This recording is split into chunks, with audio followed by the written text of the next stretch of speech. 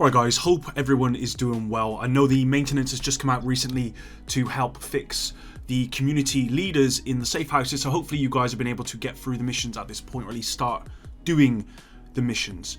Surprisingly, not a whole lot has been found as of me making this video in the game. What I mean by that is, hunter encounters, secret areas, secret weapons, all of that good stuff. But today, I want to go over what has been found so far, including the exotic backpack, the return of the exotic ninja bike, and exotic SMG, but also cover some speculation fueled by interactions within New York, like weird Nutcracker shrines and hunter stuff. So let's begin. So to start off with, before we actually get into this video, I just want to say a huge thanks to you guys for tuning into my live stream yesterday.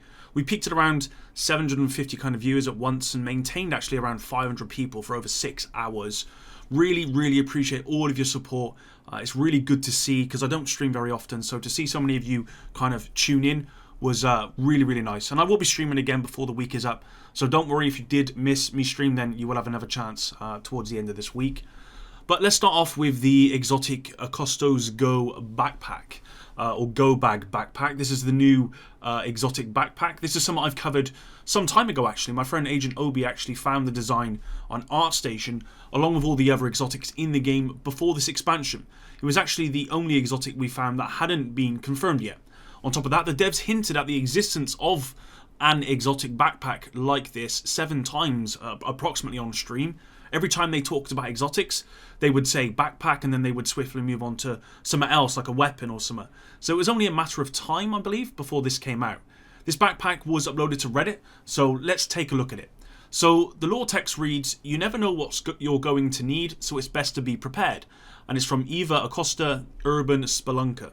As you can see, this exotic backpack is very skill focused. We've got the 1 skill tier core attribute, or +1, sorry.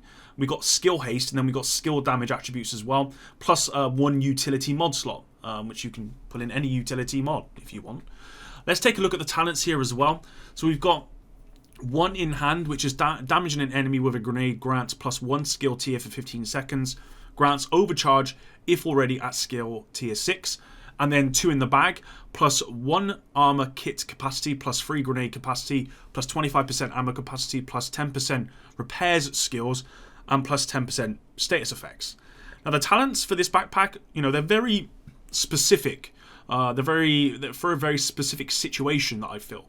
So how do you get it? Well, from what I've seen online so far, 2 people have actually posted about this, and they said that this had dropped for them from a hyena cache in 2 different missions. So I suspect the hyena cache is a requirement to get this backpack, but I'm not too sure yet, to be honest. I've only seen 2 people get this so far, so until we see other people talk about it, that's what I'm going with at the moment. If you have got this, what I will say is that if you want to just leave it down in the comments below to tell me how you got it, if it wasn't from a hyena cache, then where did you get it? But if it was, was it there? Of course, anyone else, let me know what you think about this exotic in the comments anyway.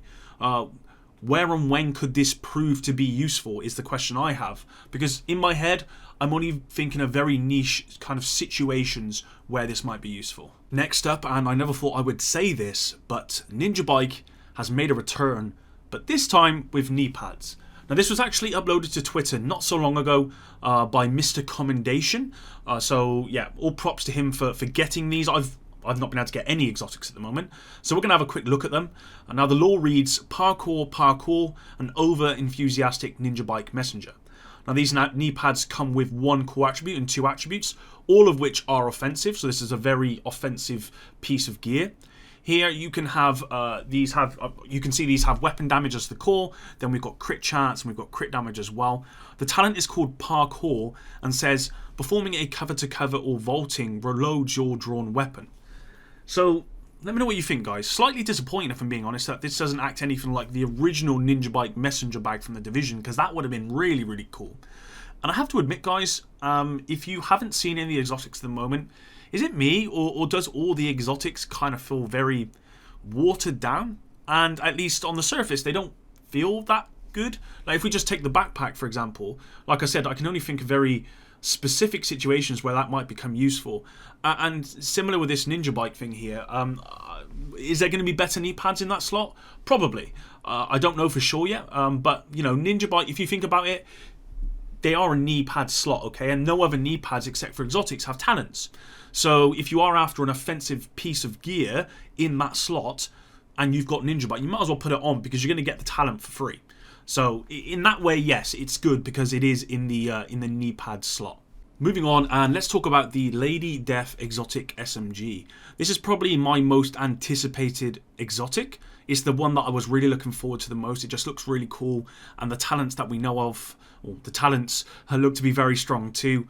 Only a few people have actually found this so far that at least have posted online about it. Fellow Division content creator Rogue Gaming actually put a video out today showing how he got it.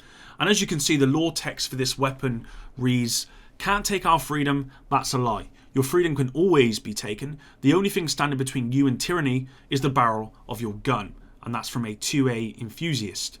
So this weapon dropped, from what I can tell, at level 40. And as you can see, it comes with 2 core attributes, SMG damage and crit hit chance. And then we've just got the 1 attribute, which is damage to armor. The talents are very much for the run and gun playstyle. And the talent is as follows. Breathe free. When moving, gain 4 stacks per second, or 8 stacks if sprinting, up to 40 stacks total. Each round fired consumes a stack, amplifying damage by 60%. Kills grant plus 20% movement speed for 10 seconds. So, yeah, on paper, this weapon, you know, it just seems very, very strong. If you're running around and you're doing all that sort of stuff, then you're going to be getting a lot of extra damage.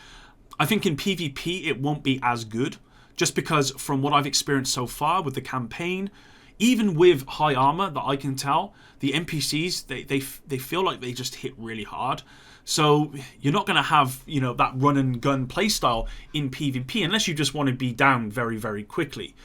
Even with that extra movement buff, I don't think it's really going to be that viable in PvE, where most of the time you're going to be behind cover. Certainly if you're going into the more difficult sort of PvE content, if you're doing heroics and all that sort of stuff, legendaries, I doubt very much this weapon's going to be viable at all.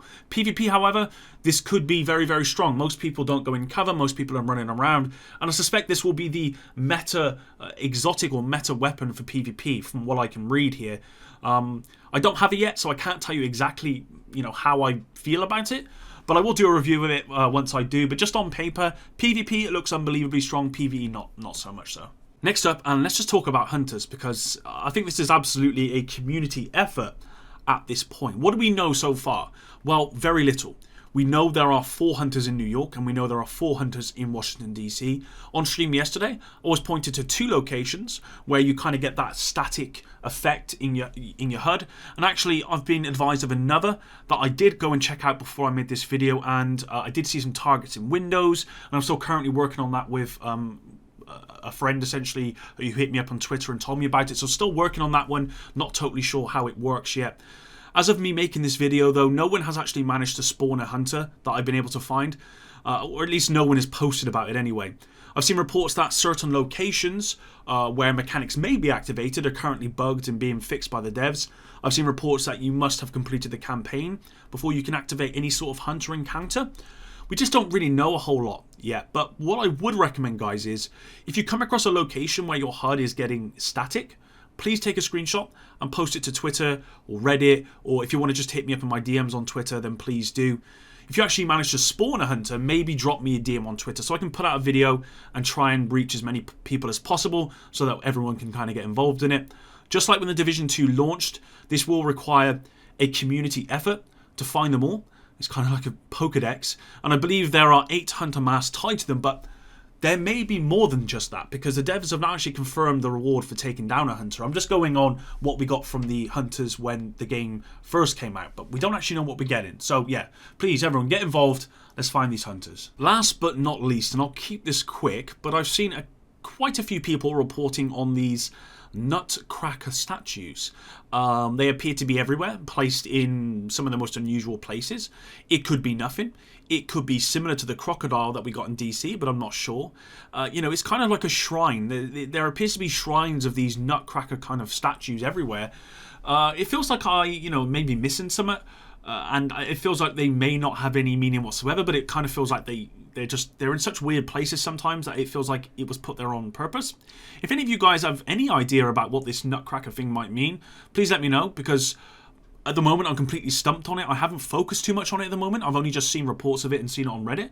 But it's something I will look at into the future. But for right now, yeah, just let me know, guys, if you have come across any more of these and if you've managed to figure anything out about them. Alright, so that's it for today's video, guys. I will be doing a review of the expansion in an upcoming video. Right now, I'm only level 37, and I've completed 3 of the 4 main targets before Keener in the campaign. So I've got a little way to go. Also, I do want to experience seasons first before I make anything, as this is the biggest content drop of this expansion, so I feel as though it's probably necessary I go through that stuff first before doing like a review of it. First impressions, I'm really enjoying it, but I'm well aware that I'm very much in the honeymoon phase of this expansion, with lots of new stuff and stories, so my opinion may change once that wears off.